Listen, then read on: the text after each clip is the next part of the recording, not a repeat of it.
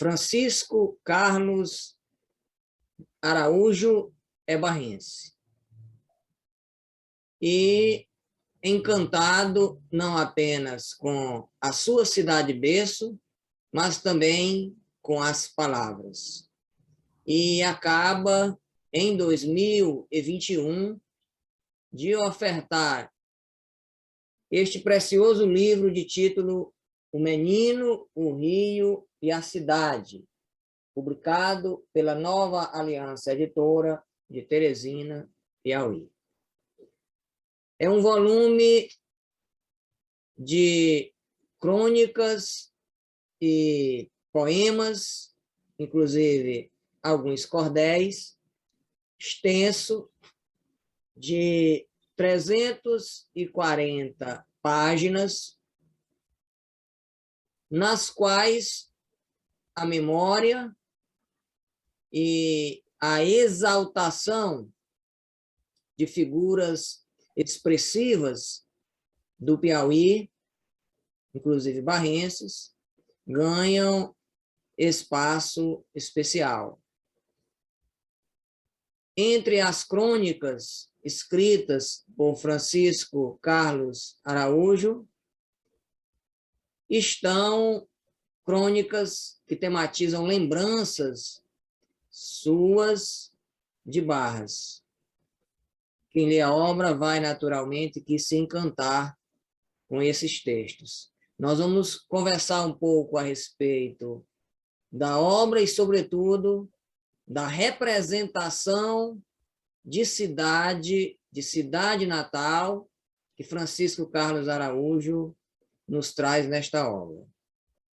Boa noite, Francisco. Satisfação tê-lo conosco. Boa noite, professor Dilson. É um prazer conversar com você e com todos os barrenses, né? Francisco, nós encontramos aqui uma representação de cidade, da cidade natal nesta obra, por meio de uma série de crônicas. Notadamente, tem uma parte aqui do livro que é inteiramente voltada para crônicas memorialistas que envolvem sua cidade natal. Nós temos aqui o capítulo 4, particularmente, capítulo 4, que representação de cidade você constrói, da cidade natal, você constrói em Um Menino, o Rio e a Cidade. Professor, eu comecei a escrever, né, já na minha idade de 60 anos, né? E nessa idade parece que o espírito da gente fica mais sossegado, né? Eu sou contador e só contava contábeis, né? Fatos contábeis, né? E depois dos meus 60 anos comecei a escrever, né? Não sei porquê, nem sabia se tinha esse dom para escrever, né? E um amigo meu, José Pedro Araújo, né? Elmar Carvalho, né? E Francisco de Almeida, lendo alguns textos que eu publiquei no blog do José Pedro Araújo, Folhas Avulsas, eles começaram a me incentivar a escrever, né? Eu fiz um texto, A Viagem, né? Que está na primeira página, na introdução desse meu livro, né? Na primeira introdução. E depois desse texto aí, eles me incentivaram a escrever, né? Tá bom? E eu comecei a escrever e publicar no blog dele, e chegou um momento que eu lembrei de um fato que aconteceu, que eu lembrei quando criança lá em Barros, eu acho que eu tinha 7 anos de idade, né? E foi a minha primeira comunhão, né? Fazia no patronato ali, a gente assistia às aulas, né? E eu lembrei né, dessa minha primeira comunhão. Lembro que minha mãe, Jovita, né? Muito caprichosa, né? E depois da missa, né, que eu fui da primeira comunhão, né? Ela me levou lá para a Praça Monsenhor Bozon, né? Tirar o retrato, né?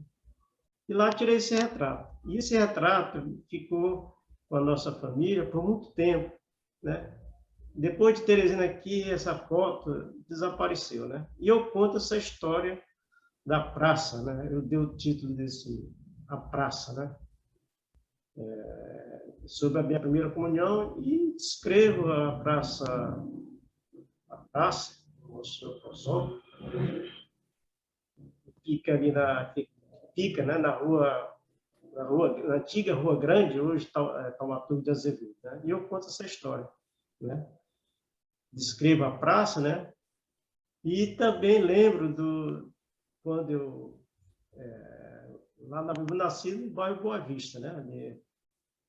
E minha mãe também me matriculou, né, na escola que era improvisada na igreja, né? Na igreja lá da Boa Vista, né? E eu lembro que eu vi os morcegos lá sobrevoando, né, a capela, né? E eu fiz esse texto também que consta nesse nosso livro, né? Então, são algumas memórias, né? Além, tem outros também que eu lembro, que eu escrevi sobre a nossa terra, Barras, né? Então, foi muito emocionante escrever essas histórias, lembrando o passado, de quando criança em Barras. Eu vou pedir sua permissão para projetar aqui a obra e os barrenses tomarem conhecimento do livro por meio de duas crônicas aqui elencadas. Me permita aqui projetar o livro. Não? O barrense que se debruçar sobre esta obra, com certeza irá gostar do que lê. O livro traz aqui prefácio de José Pedro Araújo Filho.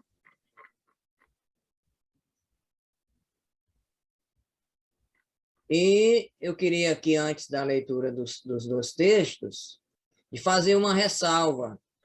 Nós temos aqui um belíssimo cartão postal, porque, na verdade, nós não temos só aqui uma ilustração de um livro feita por Ângela Rego, filha de barrenses,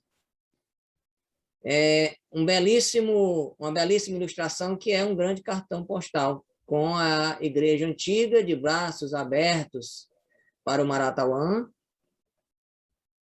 Quem vai ler o livro vai se encantar com essa bela imagem aí nas páginas iniciais. E a reprodução, uma outra imagem igualmente com os edifícios, as edificações ao lado direito da antiga igreja, do frontispício da antiga igreja, os versos clássicos de Omar Carvalho em um célebre poema de autoria do poeta Brás do Maratauã, dos cânticos de pássaros e cântaros e símbolos de águas, em cantatas e cascatas, no rócio rosa e o violáceo da manhã. Barras das 7 barras, candelabro de 7 braços de prata, líquida e a escorregar macia no dorso duro das pedras. E aí nós temos essa bela imagem, igualmente de Ângela Rego, a mexer com a nossa imaginação e o nosso encantamento. Mas vamos, então, às crônicas citadas por nosso estimado conterrâneo Francisco Carlos. Nós vamos, inicialmente, aqui ao texto sobre a praça. Eu vou localizar aqui a página exata dele. Então, eu pediria ao amigo que fizesse a leitura do texto. Está visível para você? Sim. Como eu falei ainda há pouco, a praça, né? Então, eu faço essa descrição, deu título à praça, em alusão à praça do seu Bozon, né? E fica ali na antiga Rua Grande, hoje está o Taumaturgo de Azevedo, né? Então, eu lembrei desse fato quando acho que tinha 7 anos, né? E escrevi agora depois dos 60, né? Então, eu dizia o seguinte: dentre algumas fotografias antigas da família, uma se desconhece seu paradeiro, o retrato da minha primeira comunhão. Recordo que essa foto, em preto e branco, é de uma alegre manhã de certo domingo do ano de 1959 ou 1960, Não sei ao certo. Na época, tinha eu não mais que 8 anos de idade. A bela Praça Monsenhor Bozon, em Barra do Maratauã, localizada na antiga Rua Grande, atual General Taumaturgo de Azevedo, foi o cenário daquela antiga foto. O evento religioso da Eucaristia havia acontecido ainda há poucos instantes na vetusta Igreja de Nossa Senhora da Conceição, antiga capela construída pelo fundador de Barras, Coronel Miguel de Carvalho e Aguiar, em meados do século em meados do século 18. Desculpa, eu estou aqui, porque tem apareceu uma janelinha aqui, eu não estou conseguindo, está atrapalhando aqui. Século 18. Então, construída pelo fundador de Barros, Coronel Miguel de Carvalho e Aguiar, em meados do século XVIII, localizada na Praça da Matriz, hoje senador Joaquim Pires, bem próximo daquela. Todo vestido de branco, com calça comprida, camisas, mangas longas e panos passados, sapatos engraxados e cinturão preto, apresentava-me com galhardia e com penetração ante a maravilhosa máquina fotográfica Rolleiflex. Inesquecível momento que ficou para sempre gravado na memória do pequeno comungante. Minha querida genitora estava radiante, logo atrás do conceituado fotógrafo da cidade. Quando posso receber esse retrato? Perguntou minha mãe, sorrindo para o homem da máquina. Poucos dias depois, a foto era exposta com orgulho e satisfação aos parentes e aderentes, vizinhos e amigos da minha família. Com o passar do tempo, essa arte tornou-se uma relíquia da família. Não só pelo fato de registrar minha primeira Eucaristia, mas também por mostrar um dos mais bonitos cartões postais de Barras nas décadas de 1950 e 1960, a Praça Monsenhor Bozon.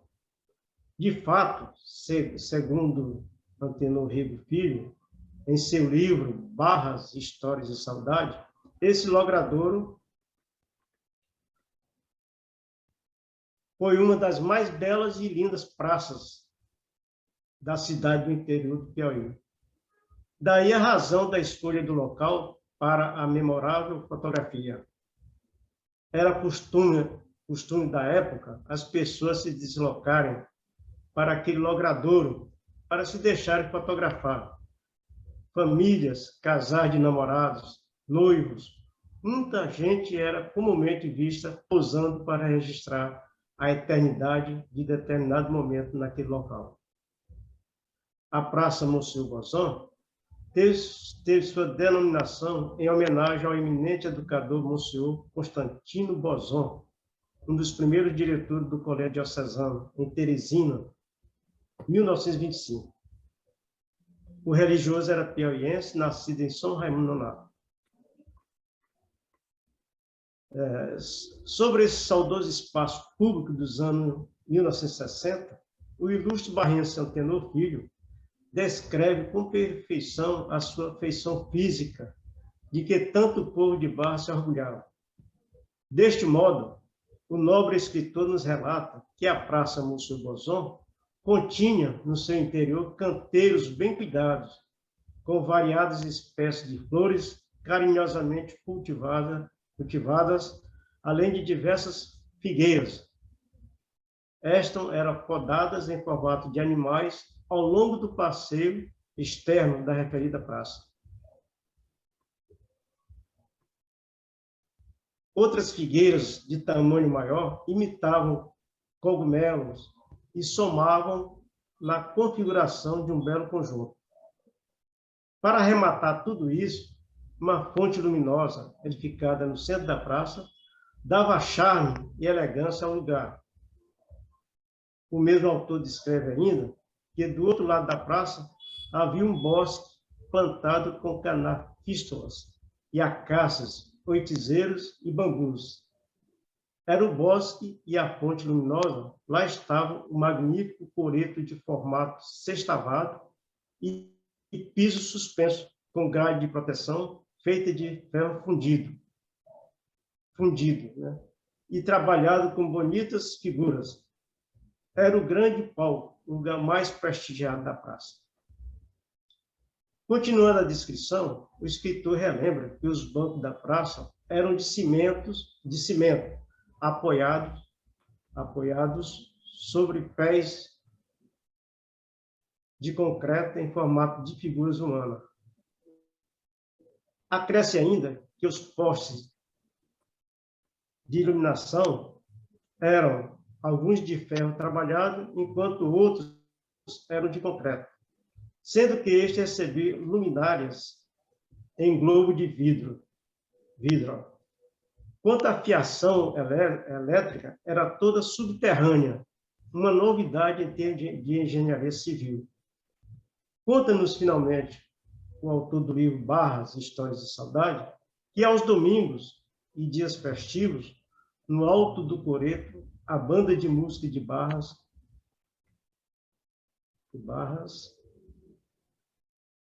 fazia o espetáculo, tocando modinhas daqueles tempos. Fazia a alegria das crianças e adultos da cidade. A juventude desfilava, dando voltas no passeio. Esse retrato que o escritor Francisco Carlos Araújo acaba de fazer é um retrato de memória de um dos principais logradouros da cidade de Barras, a antiga Praça Monsenhor Bozon. Quero aqui fazer uma ressalva que esta praça passou por uma reforma recente pela ação da municipalidade, agora que tornou este lugar um lugar bastante aprazível, um lugar bastante interessante para a sociabilidade. Nós encontramos aqui, nessa sua memória de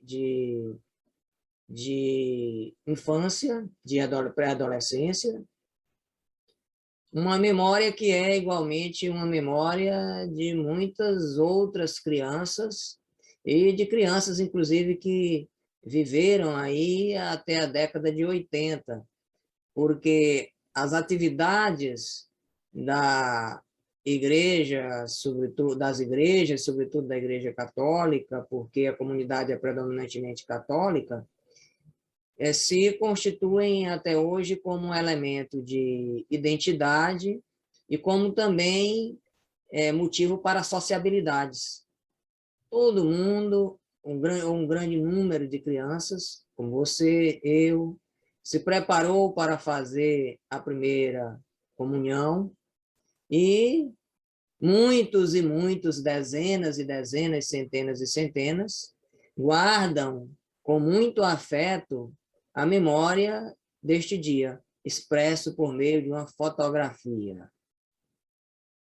Então, muitos de nós temos aí a memória afetiva desse dia, de compromisso com a bondade, de compromisso com a espiritualidade, né? Mas entre as crônicas aqui que você construiu, tem uma crônica que é um passeio por um dos valores do misticismo em Barras, do misticismo, não estou aqui de forma alguma desabilitando a fé em absoluto, que é um mito constituído em torno da figura milagrosa de finada Alda. Num texto belíssimo, é uma história que comove a todos nós, que mexe com a fé, que é aqui recuperada com bastante emoção. Primeiro, antes o amigo ler o texto, eu perguntaria ao amigo o que levou a motivação para escrever esse texto, essa crônica. Pois não, eu já morava aqui em Teresina, isso aconteceu em 63, se não me engano, em julho, né?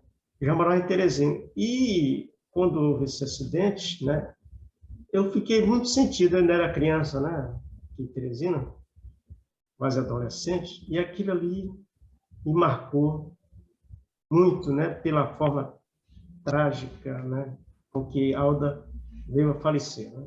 Isso ficou na minha mente, né? Isso ficou na minha lembrança e, como eu disse, né, eu comecei a escrever há pouco tempo, né? E eu digo, eu vou escrever sobre a Alda, né? Escrevi assim, como se fosse um capítulo de um romance, né? Quer dizer, o que eu conto aqui não é exatamente o que aconteceu, mas eu imagino que no interior, né, no interior sempre acontece, no casamento existem esses momentos, né, esses preparos, né? Então, o que eu conto aqui é quase não seria uma ficção, exatamente na ficção, mas que poderia ter sido verdade, né? Então, o Dr. Elbar disse assim, esse aí poderia ser o capítulo inicial de um grande romance, né? Mas eu não sei fazer romance, né, o conto, mas eu fiz assim de uma forma que fosse assim, né? Um conto, um romance, alguma coisa assim, né? Então foi isso que me levou a escrever, certo? Eu fiz assim né, as emoções, o sentimentalismo, a emoção, tudo assim. Eu pediria que você fizesse a leitura, então, do texto. Pois não. Alda, a noiva do vestido tinto de sangue. É o título que eu dei à história de Alda. A jovem Alda levantou-se muito cedo no dia 9 de julho de 1961. Eu de 63, né? Exato. O pai e a mãe também. Alguns instantes depois, todos os moradores da casa estavam de pé. As lamparinas foram acesas. O murmurinho na casa não demorou. As vozes dos pais e de seus irmãos confundiam-se no recinto. A barra do sol começava a alumiar no horizonte distante. Assim como a demais noite do mês de julho, a madrugada estava friorenta, em contradição com os dias de temperaturas elevadas do período, clima característico dos municípios da região norte do Piauí. Toda a família estava feliz. A alegria era geral. O domingo prometia ser esplêndido. A moça dirigiu-se para um rústico banheiro localizado nos fundos do quintal da casa da família, próximo ao poço d'água. O líquido que acabara de retirar do poço mantinha-se ainda um pouco morno, apesar do frio da noite. Caprichou no asseio pessoal com esmero, ensaboando-se com um perfumado sabonete presenteado pelo seu amado noivo no dia de seu aniversário de 19 anos de idade, que acontecera 4 dias antes. Nesse dia não houve comemoração. A festa, na verdade, seria no próximo domingo, o dia mais esperado de sua vida, seu matrimônio. Com a ajuda da mãe e das amigas vizinhas, Alda vestiu o cobiçado vestido branco de noiva. Este, porém, confeccionado com tecido modesto e sem muitos detalhes. Perfumou-se. Enfim, a moça paramentou-se para a grande cerimônia de casamento a ser realizada logo mais às 8 horas na igreja de Nossa Senhora da Conceição.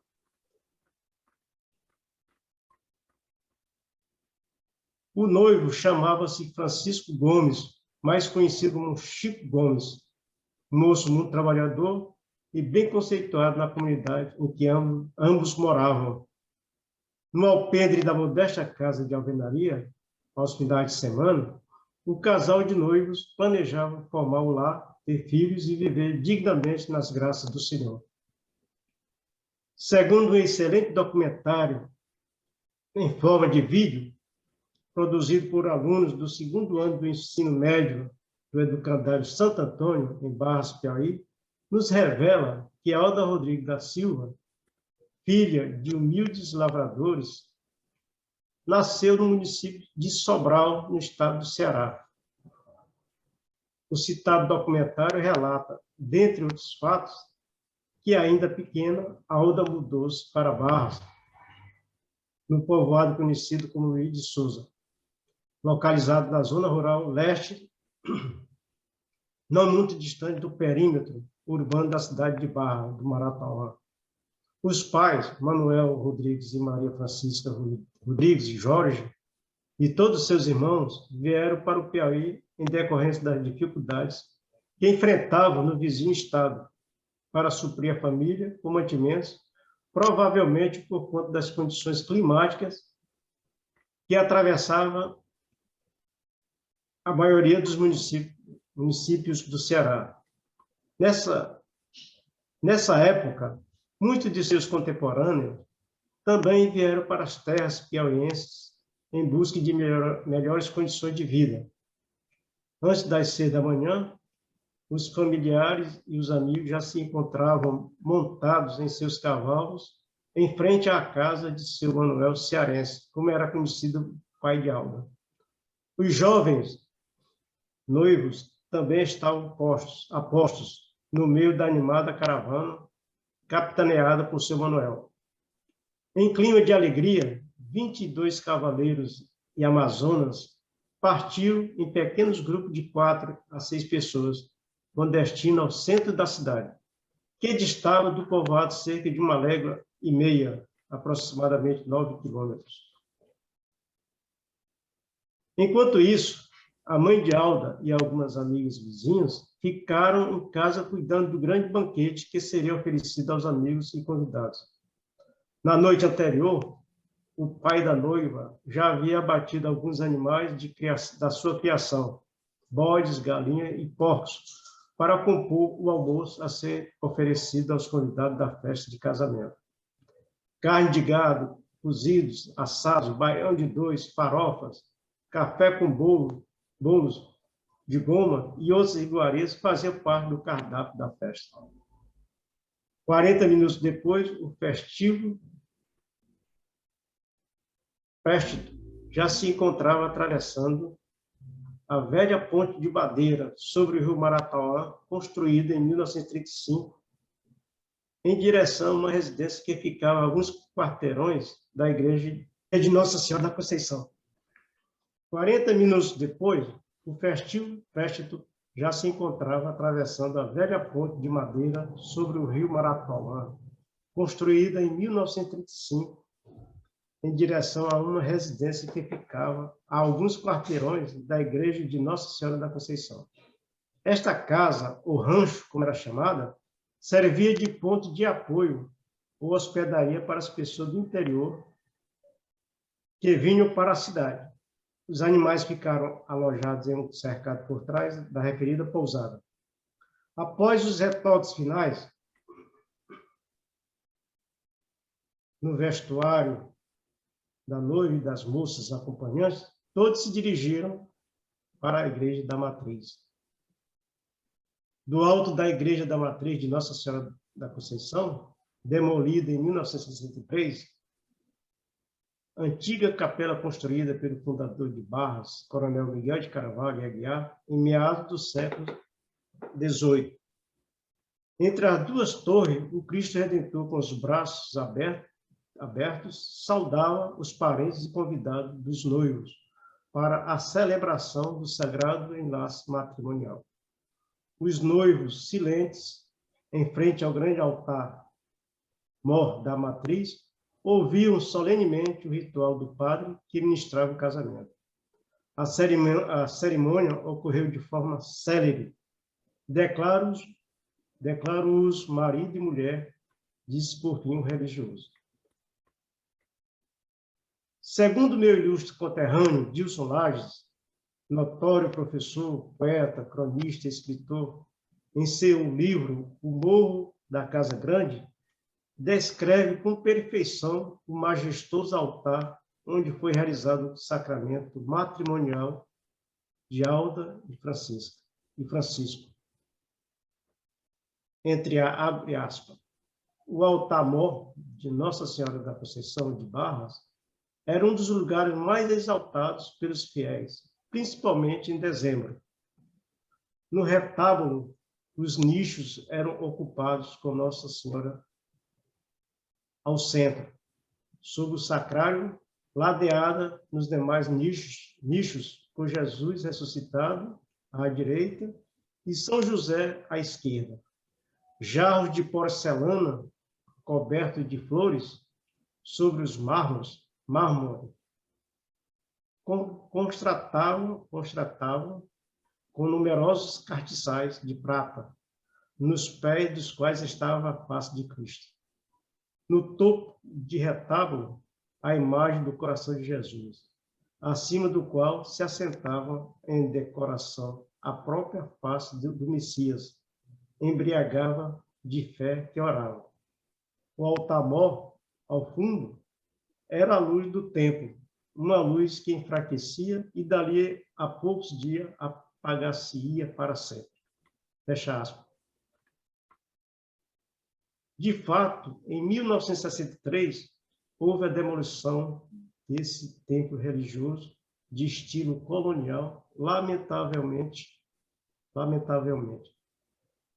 Creio que a decisão mais sensata da autoridade religiosa da época fosse a restauração desse belíssimo templo católico. Após a cerimônia de casamento, todos retornaram para o rancho em busca das suas montarias. Em seguida, seu Manuel, cearense, e os recém-casados, acompanhado dos parentes e amigos, seguiram de volta para sua casa, onde seria servido o almoço aos convidados. Em grupos, todos pegaram a estrada de Pissarra em direção à ponte de madeira sobre o rio Maratauã, para, em seguida, pegar o caminho de volta para a comunidade Luiz de Souza. Alda era a última do seu grupo de cavalheiros, dentre os quais fazia parte o marido e sua cunhada e mais 3 pessoas. A poucos metros do acesso à ponte de madeira, um ônibus, chamado na época como misto horário, que trafegava com destino a Teresina, colidiu com o cavalo que Alda montava, arremessando-a violentamente no chão de Pissarra. A moça caiu inerte, apenas um suspiro de dor, e o vestido de noiva de tinta de sangue. O marido, em desespero, tentou em vão reanimá-la. A moça veio a óbito ali mesmo no local em decorrência das graves lesões que sofrera. O clamor tomou conta do local. O causador do trágico acidente nunca foi preso, apesar de se entregar à polícia no mesmo dia do acidente.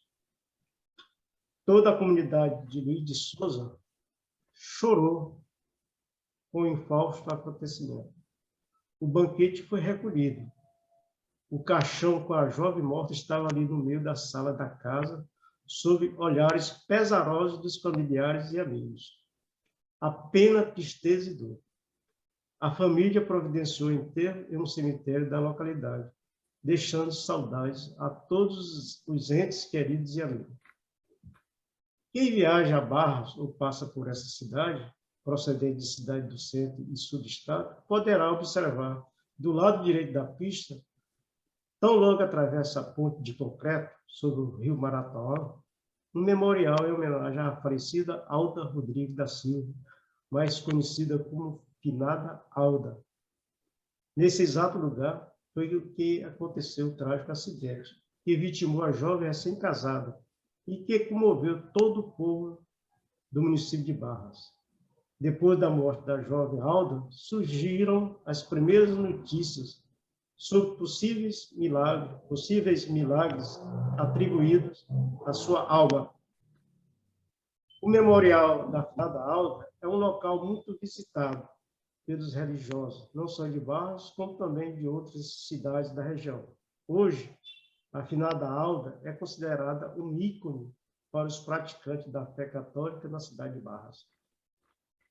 Belíssima crônica de memória, meus parabéns ao escritor Francisco Carlos, e presta uma homenagem, esta crônica, a um dos elementos da identidade da cidade de Barras, que é a crença nos milagres de Alda. Além da figura de Alda Rodrigues, há aqui também uma reverência feita em forma de cordel a Davi Caldas. Por que a escolha de Davi Caldas para a constituição desse cordel? Eu vi que você fez também sobre algumas figuras populares, mas o cordel de Davi Caldas chamou bastante a atenção. Você constrói um pouco da trajetória de Davi Caldas. Esse cordel foi feito, sobretudo, com a intenção de prestar homenagem a Davi Caldas, ou existe, além dessa homenagem muito evidente, alguma outra motivação? Sim. A princípio, eu fiz primeiro um texto, né, prosa, contando toda a história. Eu fiz uma pesquisa sobre o nosso conterrâneo Davi Caldas e me sensibilizou muito, né, pela forma como ele faleceu, como viveu, combateu, né,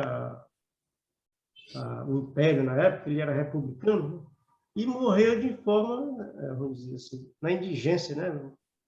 Até foi enterrado em frente à igreja, o cemitério São José, porque era considerado um herege, né, pela igreja católica na época.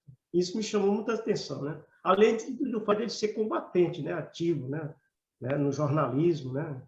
Foi professor, foi deputado estadual, uma figura muito importante, e faleceu de maneira, né, assim, muito triste, né? E eu fiz o texto em prosa, e como na época que eu fiz o texto, eu aprendi a fazer cordel, né? Foi uma das... Eu aprendi a fazer cordel e disse, por que eu não fazer um cordel? Porque populariza a história de Davi Caldas, né? Então, essa foi a ideia, fazer o texto em prosa, pesquisa e tal, e, por outro lado, fazer um cordel, de modo que os leitores, né, as pessoas que gostam de cordel, vissem essa história contada em cordel, né? Isso foi um prazer para mim muito grande, né? Foi um esforço mental muito grande, porque eu aprendi a fazer cordel naquele momento ali. Eu digo, agora eu vou fazer a história, além do Chico Marocco, que eu fiz a história do meu pai, o cordel, um livreto, acho que conhecido, eu fiz a história de Chico Marocco, né, contada em cordel, né? E também veio a ideia de fazer outros cordéis, né, como é o caso de Davi Caldas. Então, essa foi a razão. Popularizar a história de Davi Caldas, além da prosa, em cordel, poesia de cordel. Ele ganhou aí, então, essa versão clássica no cordel, e eu acredito que ele esteja aí circulando bem, sendo lido, inclusive nas escolas, né, que é um lugar onde o cordel tem uma grande aceitação. É um lugar sempre em que o cordel aparece sempre com muito entusiasmo. Eu vou, então, projetar aqui o cordel para que a gente possa, então, fechar esse nosso diálogo conhecendo um pouco desse texto, que é uma homenagem a Davi Caldas. Essa página se constitui em uma página que visa formar arquivos de memória sobre Barras do Maratauã, e ao tempo em que nós conhecemos este livro bastante agradável de Francisco Carlos de Araújo, nós acabamos também passeando por alguns dos elementos que constituem a identidade de Barras. Visitamos ainda há pouco uma memória da primeira Eucaristia, revisitamos o percurso da história de Alda e vamos conhecer um pouquinho da trajetória de Davi Caldas. Eu queria só aproveitar para fazer um comercial do livro, né? O Menino, o Rio e a Cidade, esta obra aqui, de 340 páginas. Claro que as crônicas não são exclusivamente sobre Barras, e a presença da autobiografia é algo determinante em toda a sua tessitura. Ainda assim, a autobiografia é exatamente o combustível para que os textos aqui nos prendam bastante atenção. O autor faz um excelente uso da autoficção, da presença do autoficcional, da presença da sua história pessoal, faz um bom uso desse elemento, dando a ele também um sentido coletivo. Esse livro pode ser adquirido na livraria Entre Livros. A livraria Entre Livros tem um sistema de venda online também, www.livrariaentrelivros.com.br. Você pode acessar aí a livraria e pedir o seu exemplar, e chega rapidinho até você. Entre Livros, do livreiro e editor Leonardo Dias. Então, vamos fechar, então, o nosso diálogo com a leitura de um poema da Davi Caldas. Antes de começar a leitura desse poema, que muito me alegrou escrever, eu fiz outro cordel, uma figura emblemática de Barras, né? Que não vai dar tempo para a gente ler aqui, né? Que é a história do Chico Trem, né? Quem não conhece o Chico Trem? Né? Eu fiz a homenagem ao Chico Trem, porque quando era criança, eu via aquela figura, né? Andando nas ruas, era onipresente ele, né? Lá em Barras. Então, eu fiz outros cordéis, né? Mas vamos lá, a leitura lá da história de Davi Caldas, né? Em versos de cordel. Vamos lá? À vontade. Eu não estou com o texto aqui, professor. Não está projetado, não? Não, não está Deixa eu projetado. projetar, que eu esqueci de projetar o texto. Eu queria só fazer uma ressalva, que o cordel que Francisco Carlos Araújo fez, com referência à figura folclórica de Chico Trem, está hospedado no portal Entre Textos. Você acessa lá a seção Livros online, você pode baixar lá o cordel gratuitamente. Assim como esse cordel sobre Davi Caldas também está lá. Você pode baixar e compartilhar e fazer chegar também a mais pessoas. Vamos aí, então, ao cordel sobre Davi Caldas.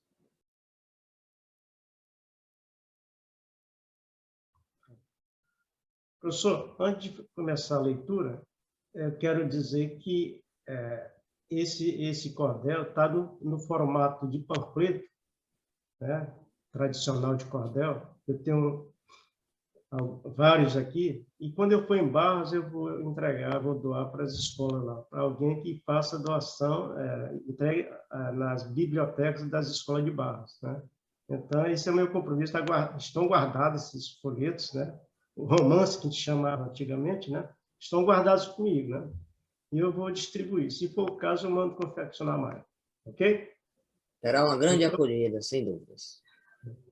Ele é em formato tradicional de cordel. Eu acho que é até melhor para a leitura das crianças, dos alunos. Então, vamos ler aqui a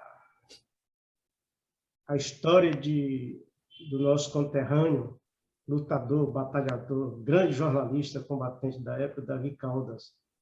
Como eu disse, eu fiz em prosa, e agora a gente vai ler agora no formato de cordel, né? Eu dei o título, né? Uma rouca voz muda que ecoa, e até hoje entre nós muito ressoa, né? É o título do nosso poema. Ó valente, inditoso conterrâneo, da fazenda Morrinhos, lá em Barras, do rio Maratonã, tu vai às garras de tal mundo enfrentar e consentâneo. Com seus ideais, tu combateste o inimigo terrível e abismal. Para tanto, fundaste seu jornal, o amigo do povo onde escreveste. Com extrema coragem, as ideias republicanas no Brasil reinado, e artigos em defesa do açoitado povo daquelas gentes tais plebeias. Davi Moreira Caldas, que nasceu a 22 de maio de 1800, do ano de 36, um dos rebentos mais ilustres que Barras mereceu. O pai, o capitão já da reserva, Manuel Joaquim da Costa Caldas, desejava que o jovem Aida e Baldas cuidasse da fazenda que preserva. Mas sua atenta mãe, a Manuela Francisca Caldas, que tanto o adorava, já notara que o filho só pensava mesmo em estudar. Havia, pois, apoio dela. De fato, os pais percebem que o rapaz aptidão não tinha para cuidar das terras da família, pois entrar nesse mundo das letras é capaz. Davi, em tenra idade, já chamava bem a atenção de seus pais e parentes, por ser ele dotado de fulgentes talentos para as letras que almejava. Para tanto, o capitão Manuel pede a colaboração do professor e juiz de direito, o doutor da comarca daquela antiga sede. Francisco Xavier Cerqueira é quem muito ensinou ao jovem francês o difícil latim, o português, a então aritmética também. Vendo que seu rapaz era portento e aplicado na escola, o capitão Manuel, mesmo com pouco tostão, mandou para Recife e com talento. Terminar seus estudos tais voltados, assim para a faculdade de Direito de Olinda, e com bastante tal deleite dos pais, Davi partiu bem no meados de janeiro de 1860, mas para desencanto do jovem estudante, que em tal pranto recebia mais notícias, com lamentos, da morte de seu pai, o que ocorreu no dia 1º do mês daquele agosto, do citado ano, a contragosto, retornou para a terra onde nasceu. Dias depois já estava na fazenda Morrinhos, lá em Barras, para ajudar sua mãe e da irmã, para bem cuidar das terras e do gado e da vivenda. Mas para Davi virar um lavrador, não tinha nem sentido, vocação, apenas o pendor do coração para as letras e ser um professor. Diante desse drama, ele deixou a administração daquela terra e foi ser professor, pois se desterra de letras, mesmo em Barra, que ansiou. Em 12 de dezembro do ano de 1862, com linda moça, Davi desposa com Bevinda, de Queiroz, com registro no civil. E no religioso ali na igreja, que de Nossa Senhora Conceição, com alegrias de grande emoção de seus familiares, e assim seja.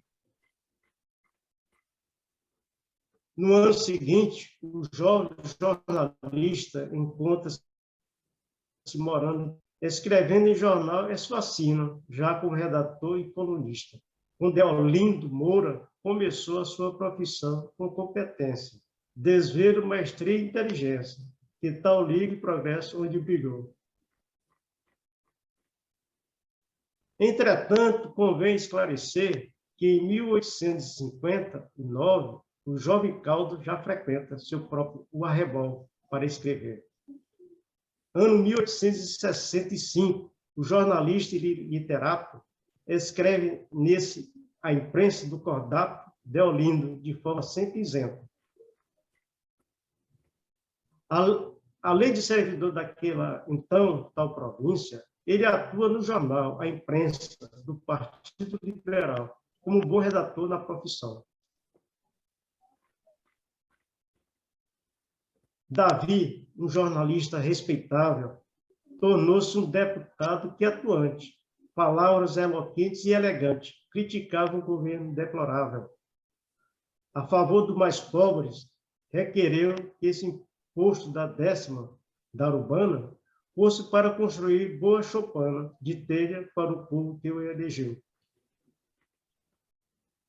Homem de visão frente de tal era, desejava ruir as construções de casas em Palhoça, em quarteirões da nova capital, cheia de tapera. Defensor incansável das pessoas mais carentes, O jovem deputado agora passa a ser muito odiado pela elite política com loas.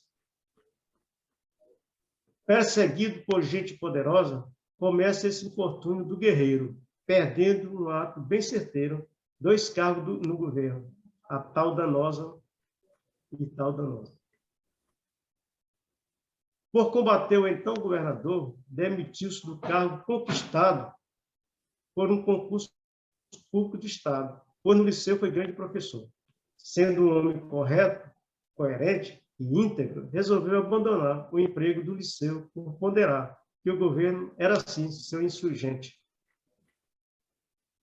Além disso, Davi, sem aliados, decidiu se sair do seu partido liberal por motivo bem sabido, da falta de um apoio dos coligados. Davi, que sem desforra nem ofensa, com esse conhecido movimento partidário, decide em desalento demitir-se também da tal imprensa. O bravo Davi Caldas, muito afoito em prol dos ideais republicanos, funda o Amigo do Povo, lá nos anos 1868. Em O Amigo do Povo, no seu ano 4º, a edição datada pelo dia 14 de janeiro, já dizia, na capa ser jornal republicano. Via-se no seu jornal que o valoroso jornalista detinha fundamentos convincentes nos temas e comentos, combatendo tal rei glorioso.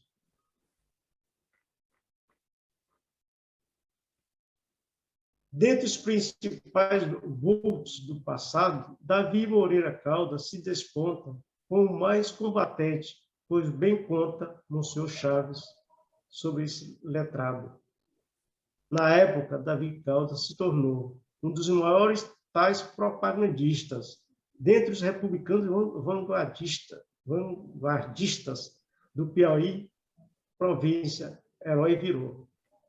Chaves disse também, com seus 13 anos, Davi já carregava no seu peito ideais da República e no leito seu sonhava o Brasil sem os tiranos. Entretanto, a apertura no seu lar, o nosso herói bastante amargurou. Sem rendas e salário bom, passou a ser um professor particular. Para agravar mais ainda a sua vida, o amigo do povo, que a contento, não lhe dava uma renda por sustento, próprio e sua família tão querida. Davi era um bom homem, desprendido, trouxe para sua casa lá morar a irmã e 4 filhos a chorar, por causa do cunhado falecido.